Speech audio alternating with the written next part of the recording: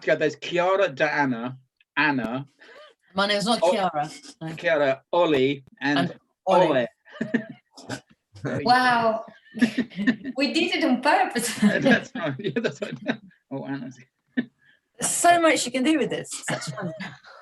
That's right. We thought of doing profiles at one point, Olive. So at some point when I click my fingers, we all give a profile. So we go.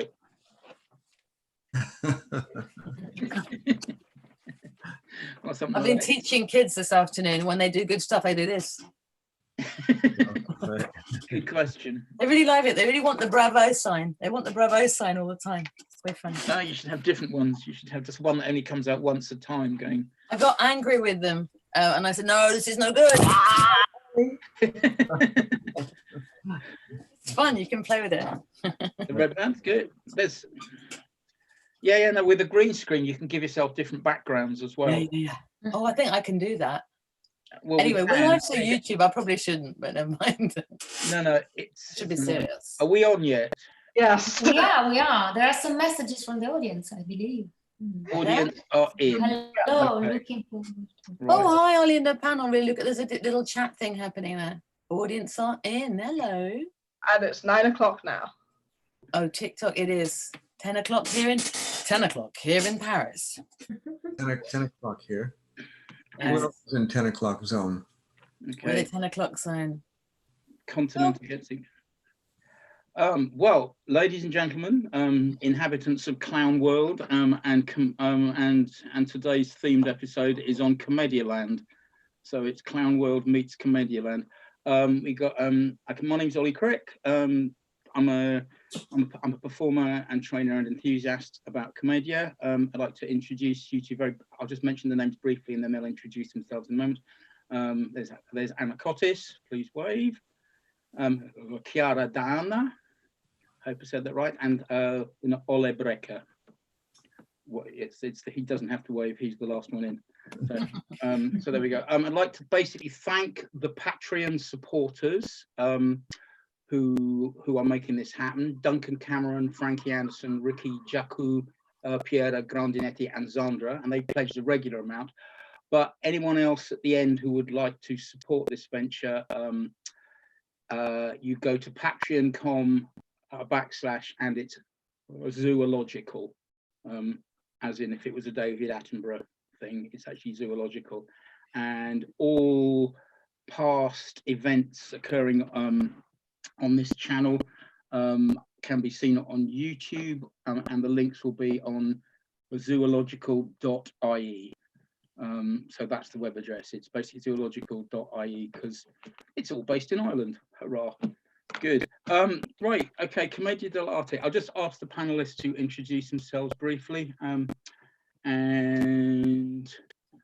we'll go in alphabetical order. So if Mr. Brecker would like to explain who he is first, and then we'll go round.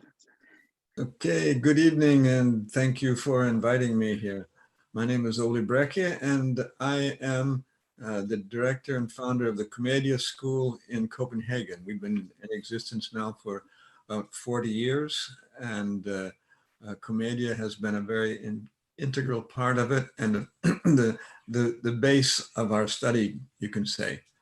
And we were fortunate to have for 15 years Carlo Mazzone Clemente, a big name in the Commedia outside of Italy and around Italy as well, but mainly outside of Italy. So I'm very pleased to be here and to share my experience and to find out more about this mysterious Commedia. And notice that I use the word Commedia because I think we're talking about something bigger than the Commedia dell'arte, which is 500 years ago. Okay. Thank you very much. Okay. Well, we'll come back to that point at some point because that's major and that's something that interests us all. Anna. Yes. So hello. Thank you again to everybody for inviting me. And it's really nice to meet you all and to come here and talk about Commedia. My name is Anna Cottis and I live in and work in France. So I'm director of a company where we use Commedia, Les Ouvriers de Joie, but I also teach Commedia with companies here like the Compagnie de Mystère Bouffe and sometimes in some schools. And I also teach at Carlo Bosso's school sometimes. I teach grammar a lot, I teach imaginary languages usually. I trained with Carlo Bosso, who's also big in Commedia outside of Italy. He goes back to Italy more nowadays, and he's very important in France. He came to France after a while, and he's a very important Commedia person in France. So, so I hope to share things that I've done with him and with the Compagnie de Mystère Bouffe. We've done a lot of Commedia work on housing estates and using it in different contexts. So, there you go. Thank you very much. Chiara. Hi, hello, I'm Chiara. I'm sorry, there is my dog barking in the background. Don't know if you can hear. I'm sorry. I'm Italian and I trained in Italy and then I moved to London where I live now. I trained initially with a great Arlecchino practitioner called Claudia Conti in Italy. And then I developed my practice primarily here in London, where I run my own company, Panterei Theatre, and I'm interested in utilizing Commedia for contemporary performance in the sense of creating what I call a contemporary mask, which is not what a Commedia dell'arte practitioner would agree is a Commedia dell'arte mask, I must say, is a sort of development of contemporary types in a way. But I also teach Commedia, a more, if you want, traditional approach or more accepted approach to Commedia dell'arte, and I train with masks, with the traditional masks of Commedia. My students in different institutions in London, I worked at Goldsmiths University, but Alrada, where I ran some master classes, is 15, and with various schools. So that's in a nutshell what I do. Okay, thank you very much. We've already had two expansions on the idea of actually Commedia. One person actually said it's Commedia rather than Commedia dell'arte, and somebody's looking for modern equivalents. Would anybody like to pile in and actually, for the greater public out there, try and say what Commedia was historically in under 5 minutes? Would anybody? Now Anna runs on that one. I could bite the bullet on that one, but A little bit. okay, a little bit. Go. I can't remember the year. Okay, so there was this form of theatre which started up in Europe. Theatre had shut down since the Romans, and it started up in Europe. And the first trace we have is 1545. People who were commedia dell'arte, artisans of commedia, people who are professional actors rather than being part-time actors, working only at Easter, for example, who were the baker the rest of the year. And so we call it commedia dell'arte because they become professional. And the first trace we have is a contract in 1545 in Padua, where you see people saying, we're going to get together for this season. This is how we're going to divide the money up, and this is how we're going to put, you know, it sets out their work contract as a commedia, cooperative and collective, whatever. Okay, that's all I can do now. There's somebody else do the next bit. Okay, and basically its features, okay, that developed from that. They were stock characters or fixed types that were anchored to social roles that became associated with particular areas of northern Italy. So Pantalone, the merchant, he came from Venice, spoke with Venetian accents and typified and represented Venice. And Arlecchino and Brighella, the two servants, allegedly came from Bergamo, which is basically like a rough mountain town where workers to Venice came. Il Dottore, or the doctor, came from Bologna, which was the first university town, and spoke in a comic mixture of Latin and the native language. The lovers were a pair of unmasked characters. They came from Tuscany, where the most perfect, beautiful Italian is spoken. So they basically had, the class over everybody else.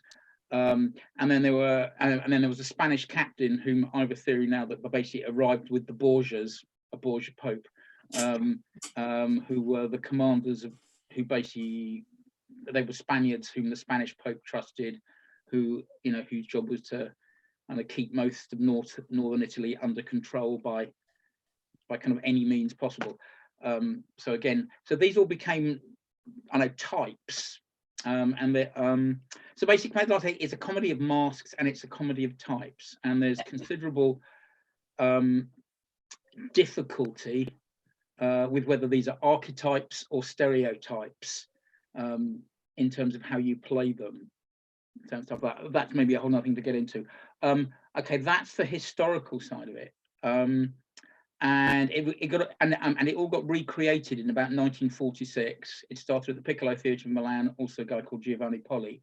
Yeah. And anything we do now is actually ultimately descended from people like Giovanni Polli, from Jacques Lecoq, who worked at the Piccolo Theatre in Milan, and this canonical production of The Servant of Two Masters from the Piccolo Theatre in Milan, which was first came out in 1946 and is still touring in about its 12th version. So that's information for the outside world.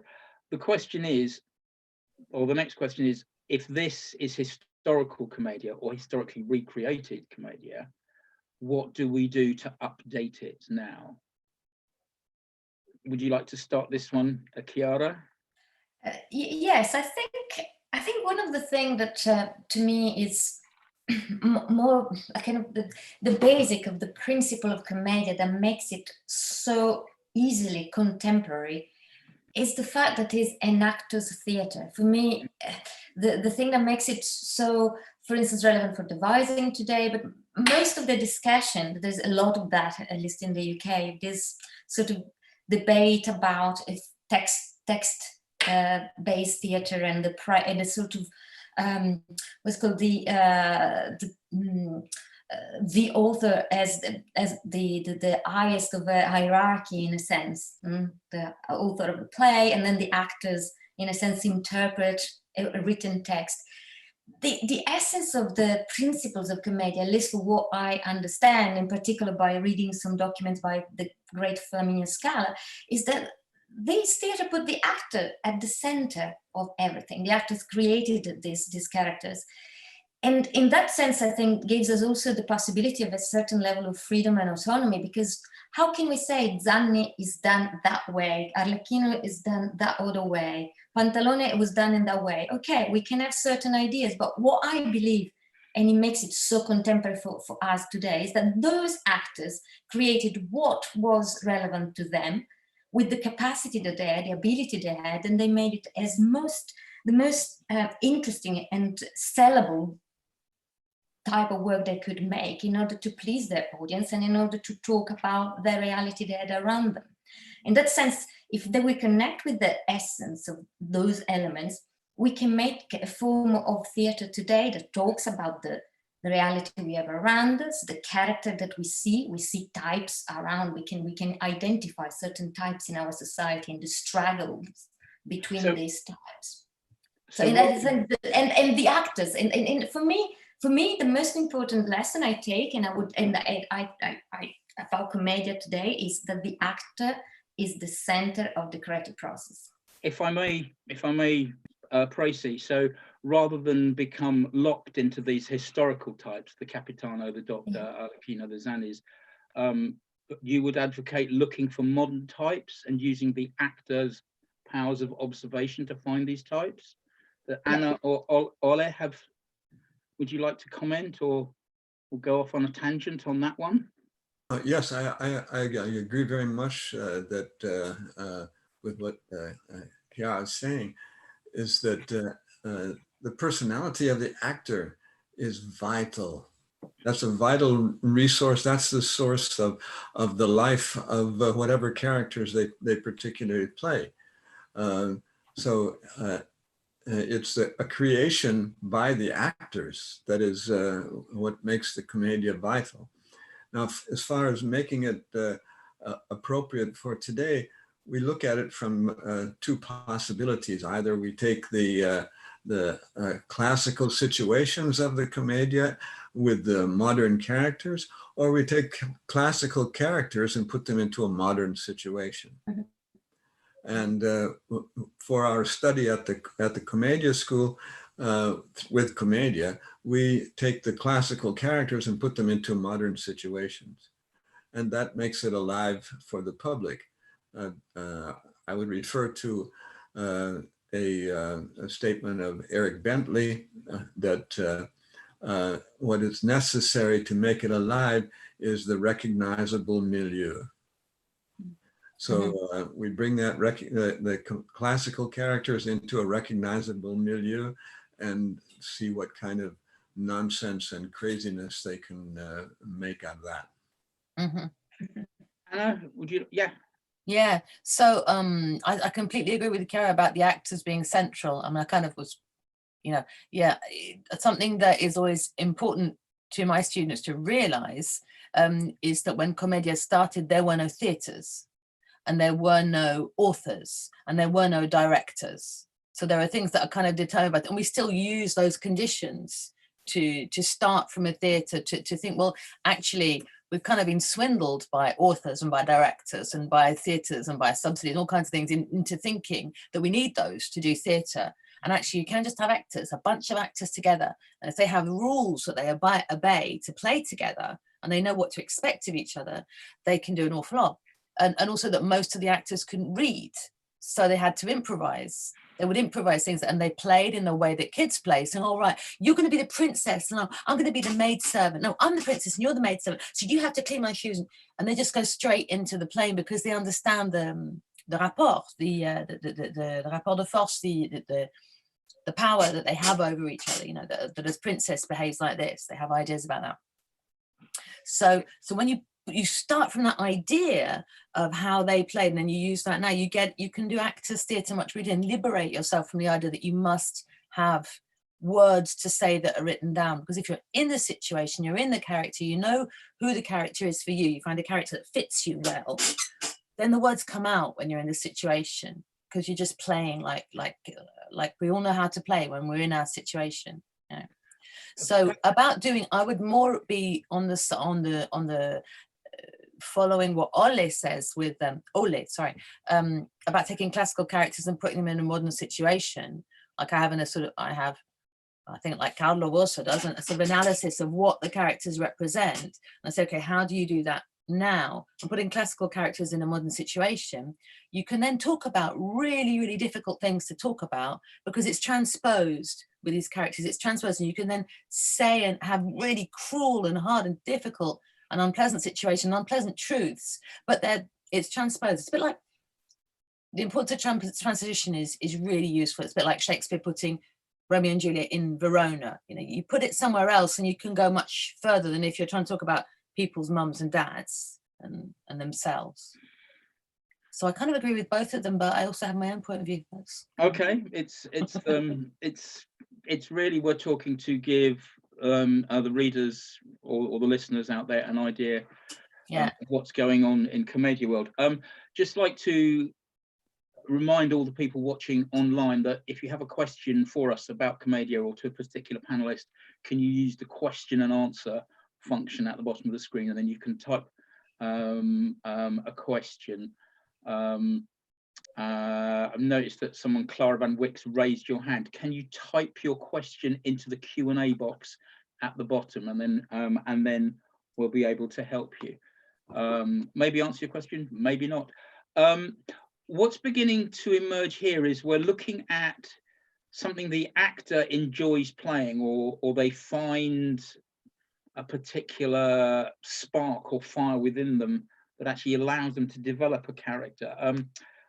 Maybe similar to developing a clown character. Would anybody, what strategies do you as teachers or as performers use to bring the particular fire or passion of a mask out? I did this earlier, I'm just going to hold one of the Commedia masks up, kind of as a frame of reference, and just do the usual. I often start classes like this. I just put a mask on and go, this is just a bloke with a mask on now. This doesn't have any special magic. What does it need to actually bring this alive more? So that's so that's kind of the question I'm throwing out to the panelists. What are your strategies to bring, idiot with a mask, an idiot with a disguise to something that's got a bit more, hi, you know, a bit more. It's a mask. Anna first, and then. Okay. if So you could basically, wrap I teach the method that Carlo also taught me, which he got from the Piccolo Teatro di Milano. I'm sure there's lots of ways to get to good, you know, but I teach a basic 15 different characters, which are the 15 that are used in Harlequin Harlequin 702 Masters. That's what it is in English. Il servatore da due padroni. In that one, which are basically the ones that production uses. And I teach them as, I try to teach them as almost as different classes or different groups, different interest groups. They understand what motivates them. Like the rich people don't have to worry about money, whereas Zanni has never had enough to eat because he's just left a town where everyone's starved and he's eaten the cats. So he's come to town. He's really happy to be in town because he can actually eat something here. But that's what he's not going to worry about love. He's worried about filling his stomach. So I talk about almost Stanislavski about teach the characters, teach them ways to move, and also the ways that the characters move. Like if Policinelli is more like that induces certain emotions in you. And people try them all out, and I give them ways to play with them. And always there are some that they after the 15, people always prefer one or two to others. And then we start doing situations, and I'll give them situations to improvise. And I'll try to give them interesting situations so they forget about the mask and they forget about their bodies. And they just have to play the situation. A situation where there's a good conflict of interest. And then they once they play, and they've got some elements of body positions to come back to help to give them a root in the mask, because the mask can be very, very freaky. When you put it on for the first time, you've got a different face on. It can be a bit weird.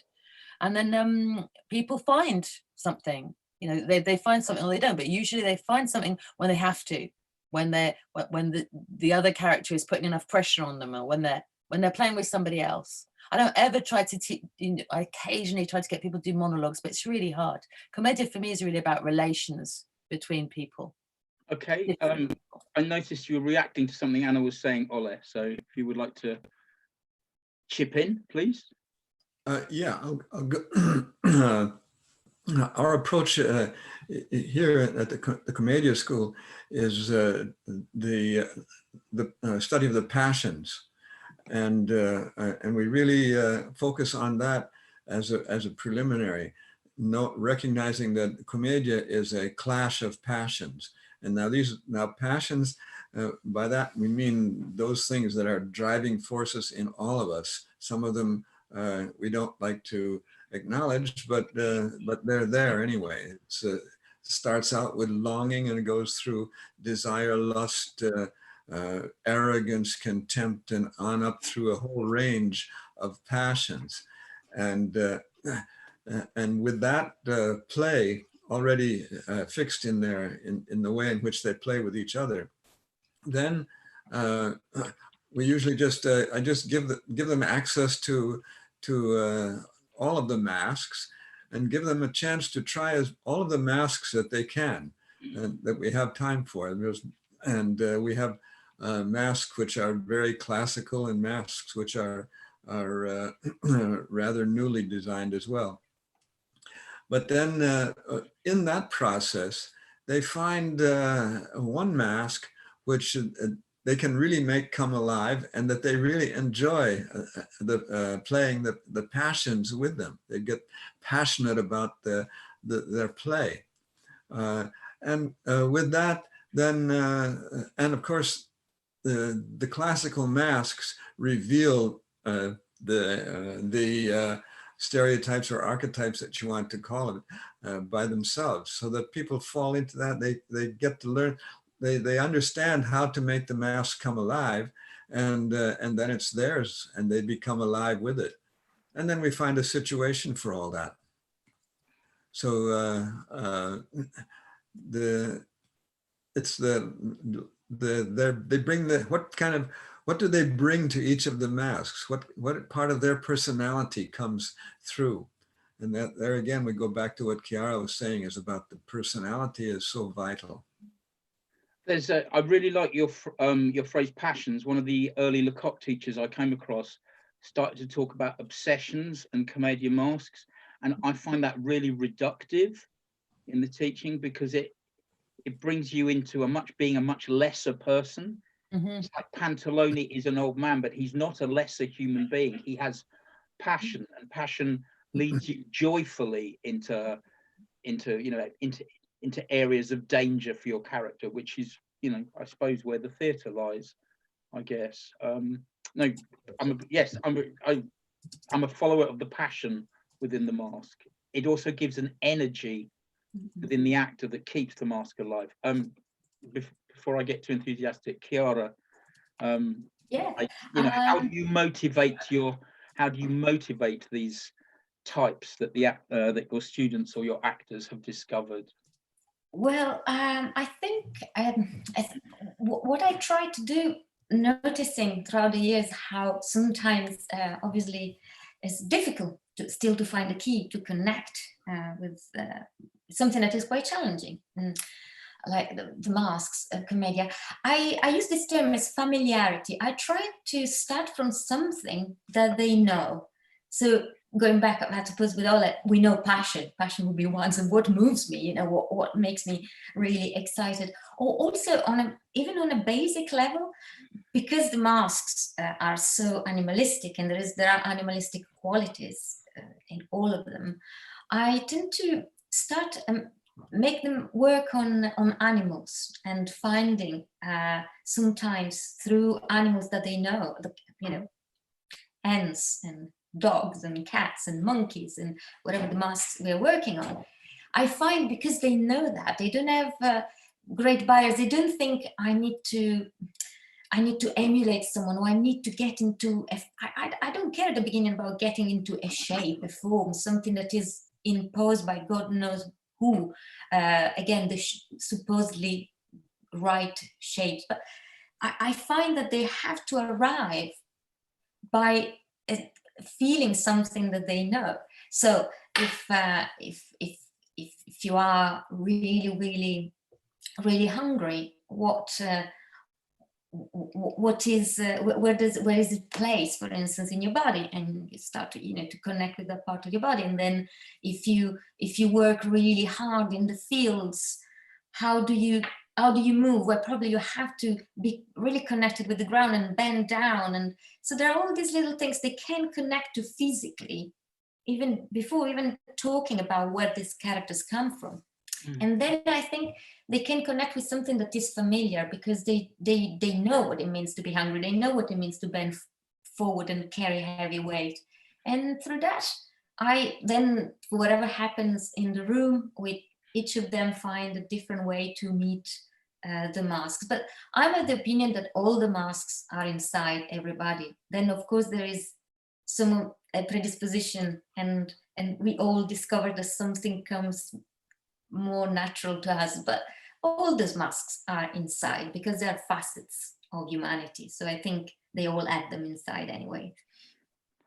We've got a question from the floor. It's a historical question, which is from Sally Mann, and it's: were there leaders of the troops, and were there authors, within the historical troops? Were they like authors of the troupe, I think? Yes. Were they like authors of the troupe? Yeah. Whether that's the writers of the stories, or whether they were the leaders. Just kind of the same thing. I can kick this one off if no one wants to chip in. Well, I think that there were always managers of troops, like the what was who managed Gelosi? Isabella and Isabella and her Andrini and her Francesco. husband. They were the leaders of Gelosi, and they basically centralized it and ran it. But I don't think they wrote. Did they write their own Carnevaccio? No, the Gelosi writer was this guy Flaminio Scala. Flaminio Scala. He wrote stuff for them. And later on, there's these. There's a guy called Domenico Bruni, who wrote a lot of the prologues, and the Columbina prologue of "Yes, I'm really angry."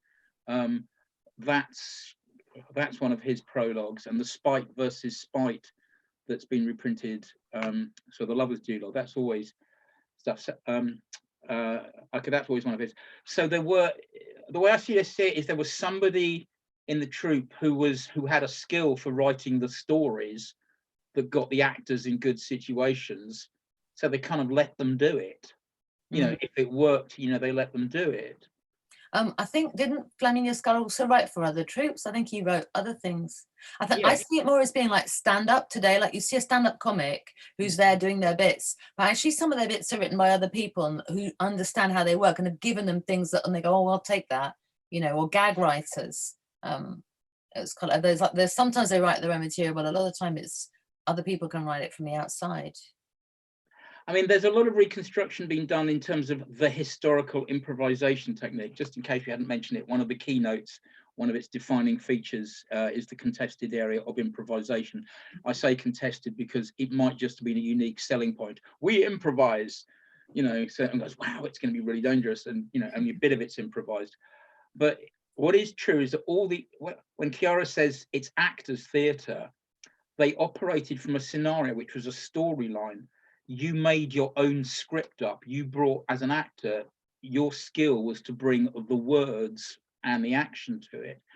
And the historical actors had these things called zibaldoni or generiki, sorry to use terms, but these were their gag books. You know, they would have stock speeches on subject matters and then gags, and they would know them. And if there was a good one, you know, they'd write it down and they'd learn it.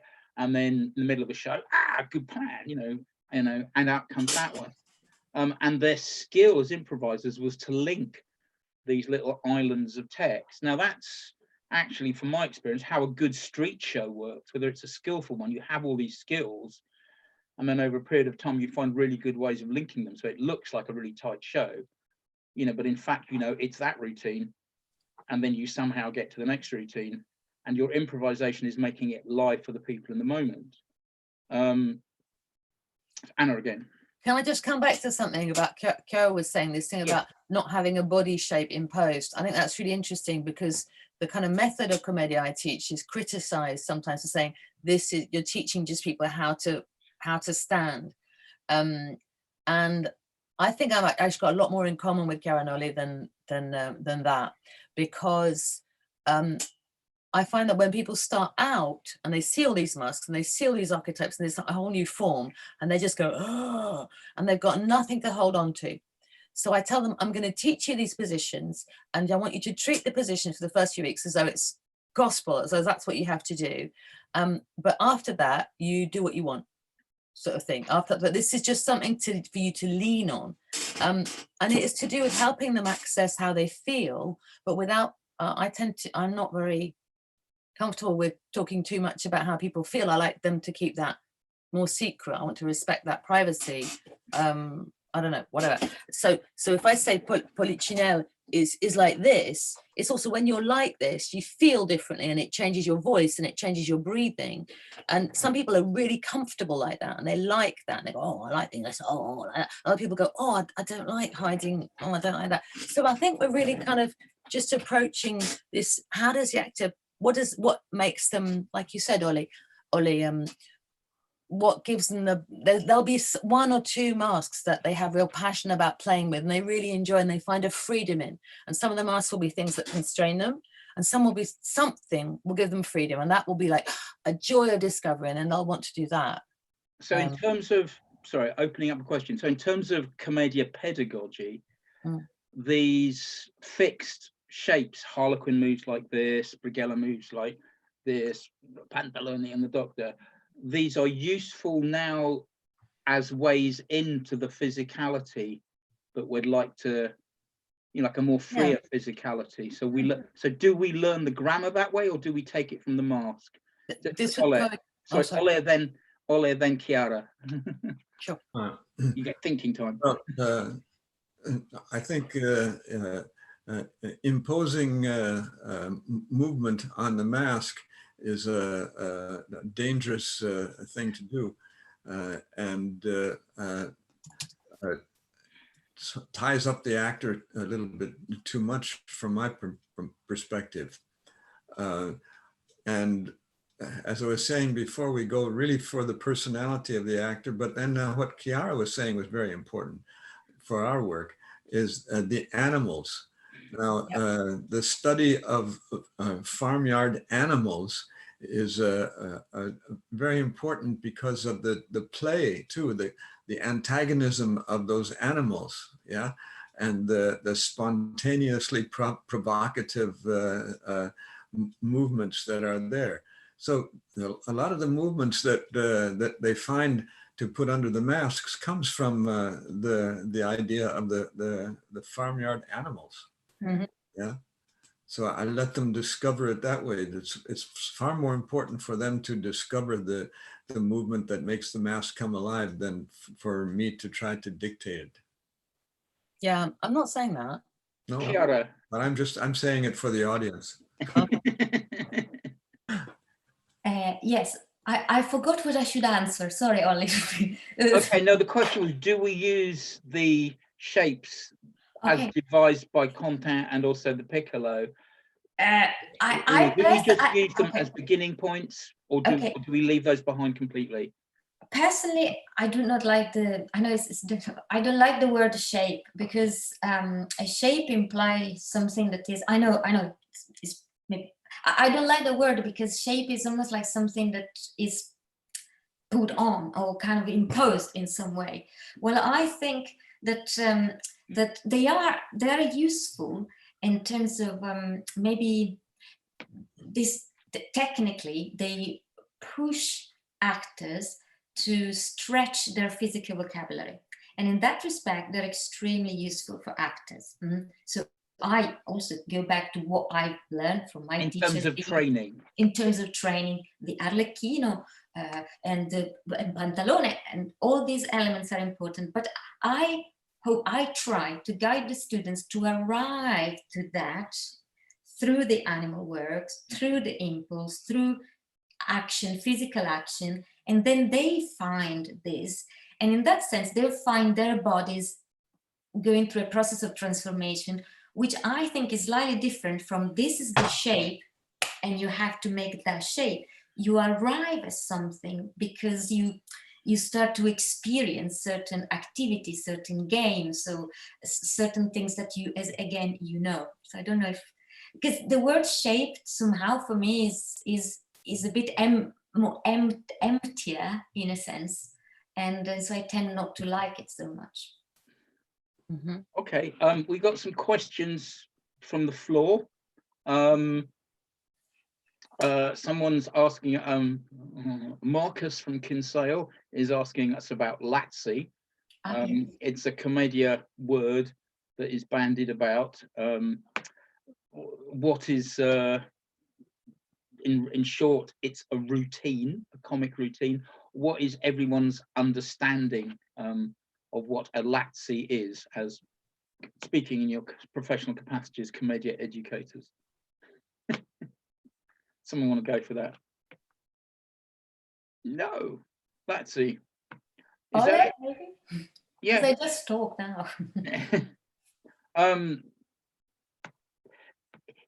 It's got a funny etymology. I can give you the technical etymology of it, which is a Lazzi. It comes from two things. Well, it could come from two things. One is it's an abbreviation of the word simply "it's done here," and it's been written in freehand in some of the scenarios, which just means, you know, it's an actor's shorthand for do that bit of business here. And it's also been described as a piece of embroidery upon the action. Like a Lazzi is like a ribbon. So you have a simple gesture. Yes, you have a gesture, and then it gets a laugh. So you do the gesture again, okay, slightly bigger. Then you do it a little bit bigger again, and soon the whole thing begins to develop into a comic routine. Now, it's Carlo Bosso's dramaturgy. When he's talking about doing a street show, he says you have a Lazzi or an incident. He says every minute.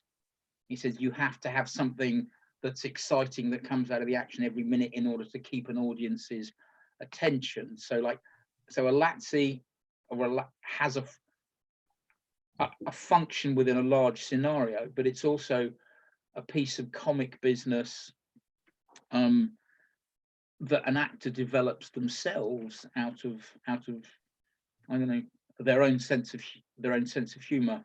Anna.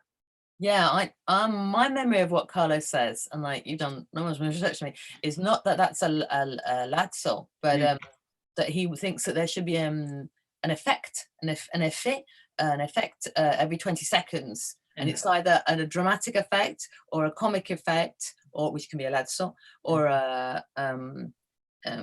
piece of prowess, a piece of showing off, you know, a song or a dance, although that counts. If you go into a technical bit or a sword fight, you know, but you've got to have something happening all the time. But a dramatic effect is also drama in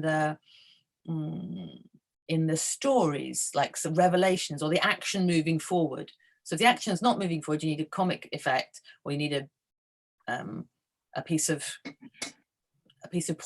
prowess. There you go. I understand a lazzo to be more, well, basically I think of it as a bit of comic business that is funny, that you enjoy doing, that goes with the characters, that, you know, but if you took it out, it wouldn't change the story. Like you could take it away and the story would still be the same story, but when you put it in, it makes the story better. Like I don't really know any lazzi where you get any, I can't think of any lazzi where you get any piece of important dramaturgy. It's just a comic bit. It's like the comic routines in pantomime. You can, you know, you have your comic routine. You put in a comic routine at that point, but it can be many different comic routines. It doesn't actually change the story. Anyone else want to add to that, or have we chipped that? Perhaps a little note to make on the lazzo. In a way, lazzo also could be like in Italian laccio. So it's a kind of, a laccio is something that tied things, and in a sense it gives a certain, it can bring back the rhythm and the attention of the audience. That could be one of the possible explanations of everything back in the lazzo.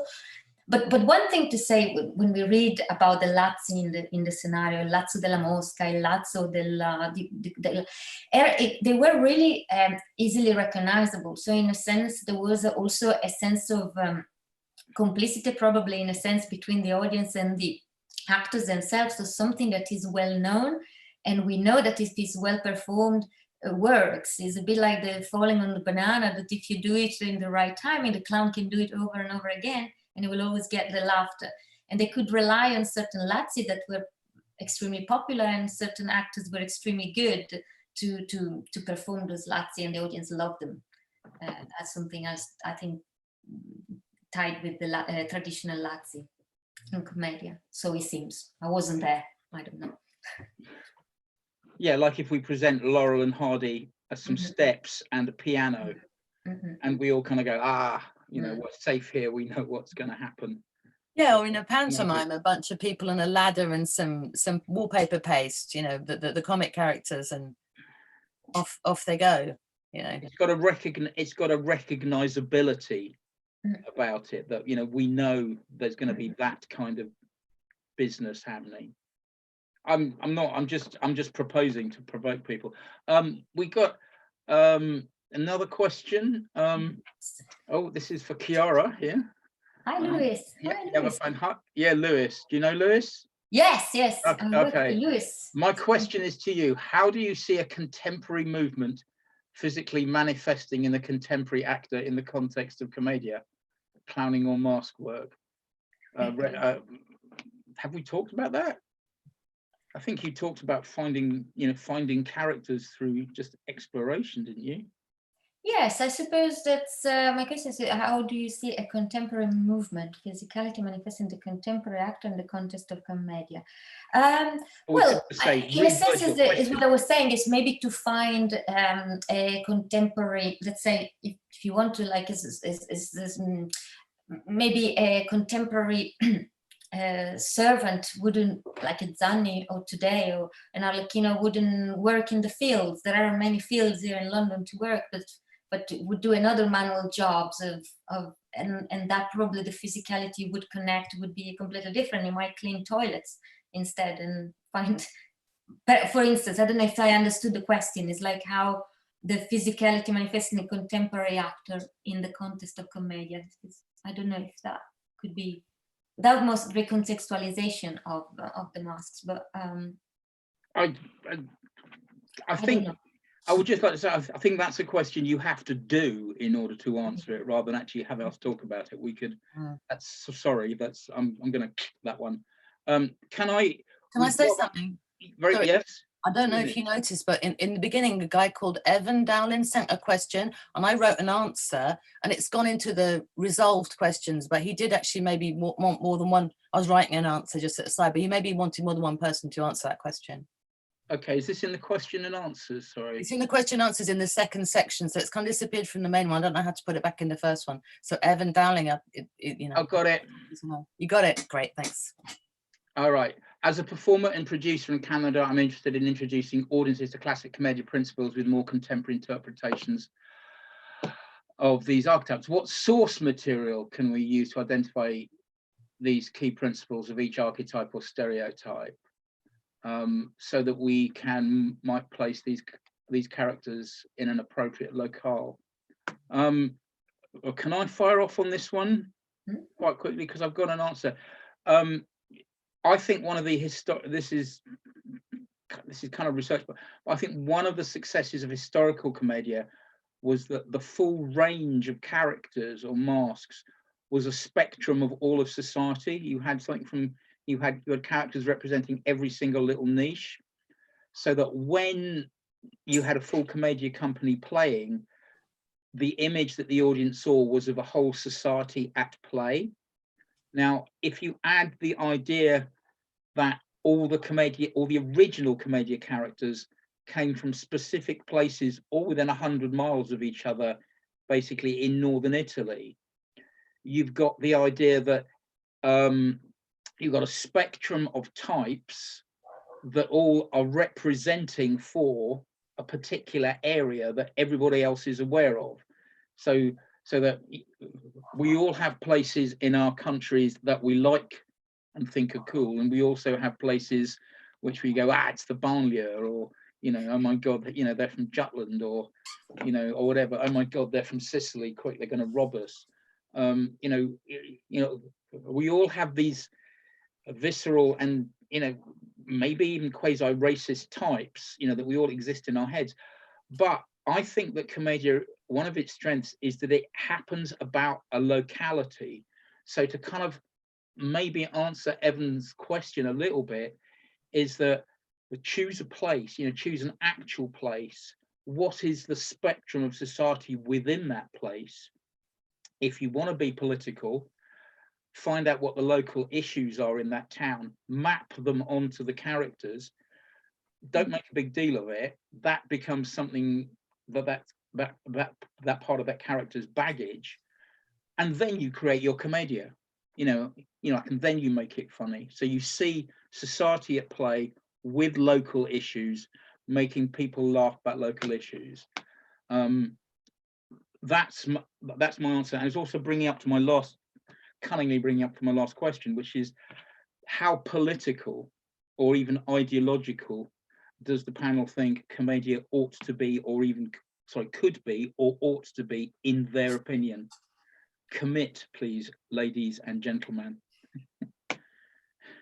Who's going to bite the bullet first? I keep answering first. I'm not going to answer first now. Ole, I'm going to, sorry, just as Kiara started to speak, I said, Ole, one of the... started talking, I can give it one of the questions when I was interviewing you for my PhD that kind of you finessed was that commedia has to be about something with attitude. It should reflect a society with a particular attitude, rather than it being like just a neutral reflection of society. You should make a judgment about the people. You should make a judgment about people or society when you're making a show. Well, I think that what you said about a particular locality is important. How I would describe it is that the characters are familiar with each other. They could be a family, or at least they are familiar, and there's very often some outsider that comes in. Maybe coming from a long lost love someplace else, or even maybe a UFO. because one aspect of the commedia that we find important is that to take it into the level of the fantastic. Mhm. So you take a local area situation and bring some aliens into it. Yeah, so this, yeah, it's a recognizable milieu once again. Yeah, I mean, Sorry, I just want to living do all these ideas now. World of aliens. Yeah. Well, yes. So it takes it. So there's a recognizable situation, but it takes it into the level of the, it takes it into the fantastic and stuff like that. So how does this relate to politics? Or not? Not at all. Not at all. Maybe depends on the political allegiance of the aliens. How fascist are they, or kind of how communist or hippie are they? There's a lot of local politics, huh? I like what you said about doing some investigation into the locality. Yeah. You can score a few points that way and get run out of town very quickly, and create a lot of interest in your public too. They're right into it. Yeah, well, anything that binds you to an audience or that binds an audience to you, I think is useful. And there's a really good definition of politics that I was trying to talk about politics in my thesis. Sorry, everyone. And there's a brilliant little definition, and it basically said that politics is the discussion of the use of resources, right? And any dispute, whether it's about relationships or who gets to use the park, or even who gets to own the country, is actually resources. So in fact, when I started doing commedia, it was like, oh no, it's not political, it's just funny. Actually, every single interaction is a class-based reaction based on social inequality. Sorry, that's going really Marxist on it, but I find it really helps sometimes to actually think about the tragedy within some of the relationships, if you think about it in terms of class war sometimes with no way out. Mhm. So Chiara, Anna. Okay. Yeah. I agree with that. I think I am minded to think as well. Often students come in and they're roughly the same age. Not always. I love it when they're different ages, but sometimes I'm, in drama school, they're often the same age and they come from similar backgrounds, or they're trying to have a group coherence and be the same. And part of the work and part of the usefulness of shapes, of giving people shapes, is to impose difference upon them and help them to be more comfortable with playing difference rather than playing something the same, playing something similar, being okay about, well, if you're the Magnifico, or if you're a first actor, you're tall and your space owns the room, and you're like, you take up space and the servant can't take up as much space as you, and you sort of physically getting them to play these differences and have different attitudes to who owns the resources. And and a first actor or first actress is going to just assume that resources belong to them. They've got different positions to money and to food and to who gets to have a big emotion, like who gets to throw a fit, who gets to, there's hierarchy. And I've used a lot of Keith Johnston work about hierarchy. That's really interesting, really useful. And so it becomes political because I think that, and this is my opinion, but I think that a lot of theatre that I see is theatre of one particular group. It's theatre that addresses the problems of one particular group. A lot of modern theatre is about one class or one group interacting, and it's often interesting. But we don't have many people writing shows where the whole of society is shown, where all different groups are shown. And commedia is quite by accident and not by design. Is political because it's based on showing these differences of power and these differences in access and showing all the conflicts in a funny way and being able to portray all these conflicts and differences. This is partly linked to the use of mask, because mask is always in any form taking you into larger questions and fantastic things and other worlds and big forces in life. But it's this form which mixes mask and mixes non-mask, and so you have these big symbolic thing, or you have this possible access to the fantastic world and the other worlds, but you also have sentiment and rationality, because you have these unmasked characters. I'm kind of going off on a tangent here, but it's accidentally political because it talks about rapport de force, which is what in English is power relationships, I suppose. Yes. Yeah, and that most theatre nowadays doesn't anymore, or not. Maybe I'm exaggerating, but a lot of things don't seem to. Maybe I'm exaggerating. Things do sometimes, but commedia always does. Otherwise, it doesn't work because there's not enough. It's not text based. It's based on. It's more like, you know, a boxing match or wrestling matches or something. It's more like a sport than a nice listening to text thing. It's What about theatre meets circus. Yeah. In a way, it's got that level of grime and skill and bodies, bodies, people in their yeah. bodies. You know, yeah. I don't know. Chiara, I'm being relentlessly fair here. Well, I believe that commedia can be and was political, because in the sense that partly has been said, well, we see the working classes on stage, and that is already in itself, to me, is a recognition of representing, as you were saying, Anna, a wider spectrum of society on stage. But I also think that perhaps what we can also add to that is that what we know about commedia, so the document we have, are documents about the greatest companies, and we might not see so much politics there because they were protected by the great patrons of the arts. But what about other theatre practitioners at the time that utilized the same type of practice and might have a more biting things to say about the power? That's, of course, we don't have a proof, but I question, because we have we talk about the Gelosi, we talk about the Confidenti, we talk about Andreini, and so on and so forth. But I believe that there is a much wider spectrum of actors back then. That is one side, and is a question. I don't know. The second take, it could be more the line of Tessari, is that for that time, commedia was political, because challenging the fact that you go and marry someone against the will of your father back then was political, was against the status quo. For instance, that's something that now we think is dated. Back then it wasn't.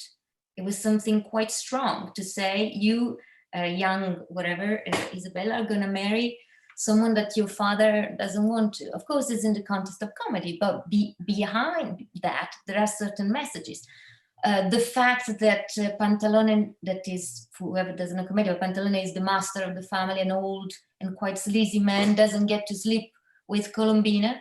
It's a winner for Colombina. Probably in reality that didn't happen. Probably the master were taking advantage of young women working in the house and being underpaid. But commedia turning these things around is showing on the faces of the people what their reality could be. Maybe it's my political side, could be if things weren't so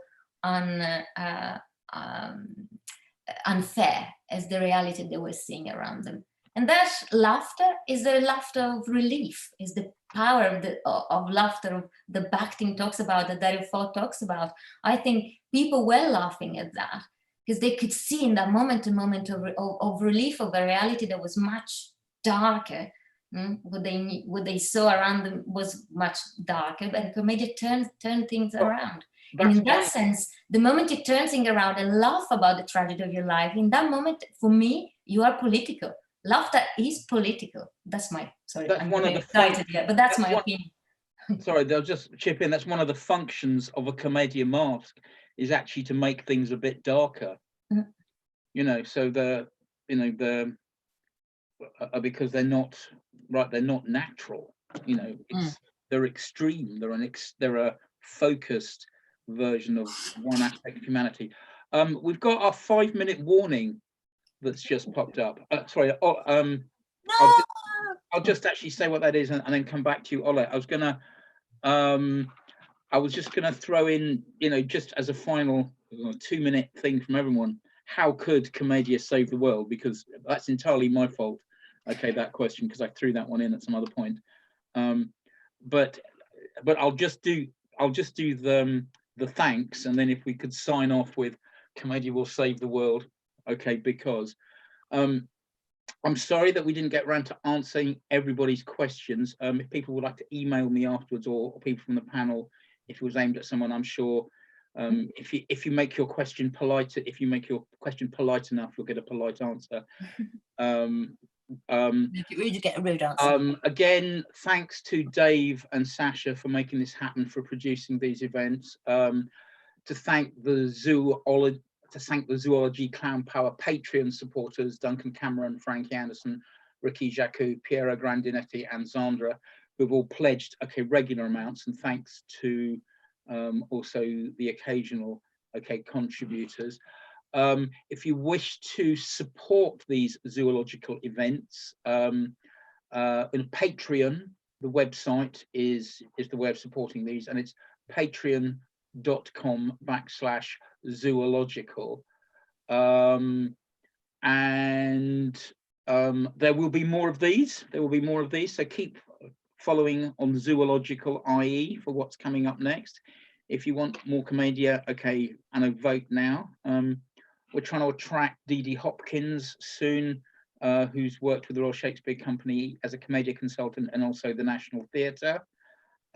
She worked on, she was Commedia advisor for One Man, Two Governors, that disgustingly expensive and successful James Corden vehicle. And just to thank the panel and to ask them if they wouldn't mind signing off with how can Commedia save the world? Dip, dip, sky blue, who's it? Not you. The king and queen say it will be you. Chiara first. It's such a difficult question. All right. Well, how can you save the world? Say it can't. You're mad. Is an answer. Yeah. Well. I go back to the fact that laughter makes us think and can touch them and discuss the most difficult topics and make people not freak out about it, I think. Thank you. Anna? Well, I would say that we're in a time right now where the relationship, the structure of society has become very visible, and the poor have become, the differences between what it is to be rich and poor, what it is to have different access to resources, has become very visible. And Commedia is a form that inherently talks about that. So I think if we just have lots more Commedia, I agree completely with Chiara, and I know this quotation of Dario Fo. You speak truth to power and you show the truth and it can make you laugh. The truth of what relationships really are. We have a lot of things that obscure these relationships, and Commedia, if done well, it can show that we're not all nice to each other, and then the audience can decide they're not going to be as mean as the characters, but I think we've got a lot of other things that we need to save the world as well. So go Greta. Yes, go Greta, exactly. Ole. Yes, well, first of all, thank you for this evening. I enjoyed talking to and meeting you all again, Ollie, and I meet you, Chiara and Anna. I think that how can it save the world? Well, it's definitely about the different power structure, yes? And I think in a future discussion, we can discuss the gender issues with the masks. And I enjoy seeing the women taking the piss out of the stereotypical power structure that we have. So I think that Commedia can do that very much by bending the genders a bit. I'd just like to borrow something that I heard you say, Ole, if I don't embarrass you, which is that you said that war makes people inhuman, but experiencing laughter makes people more human. So at some point you decided. It's true.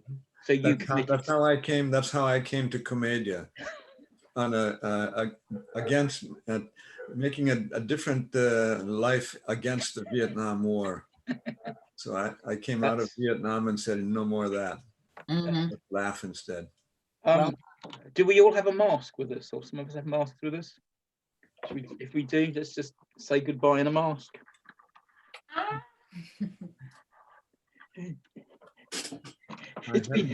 It's been great to have the honour of talking to you people, and I think, Dave, if you would like to shut the meeting off, we will probably answer a few more questions online with fingers. And, yes, you do that. You do that.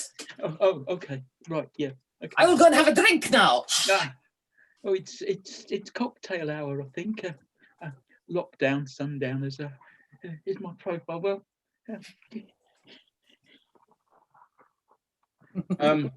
thank you very much to Dave and Sasha. Thank you very much, Clownland and Commedia World. Thank you very much to all the panelists. There are a few questions we left unanswered, which is due to lack of time. Again, ask us politely. We will either, if it's a short one, we'll answer it personally, or if it's a long one, we'll say, read that book, come to one of our classes. Yeah, and so quite a few of these questions can be answered by reading books that Ollie Crick has written. Go look And that for Anna has contributed to. Right. That's right. Yep. Or go to Paris and study with Carlo Bozo, or Northern Italy on Fava, or Anna, yeah, or Copenhagen. Yeah. Copenhagen, Okay, health and happiness, folks. Okay. Thank you again. Thank you very much to our audiences. Thank you, everybody. Thanks. Thank you. Lovely.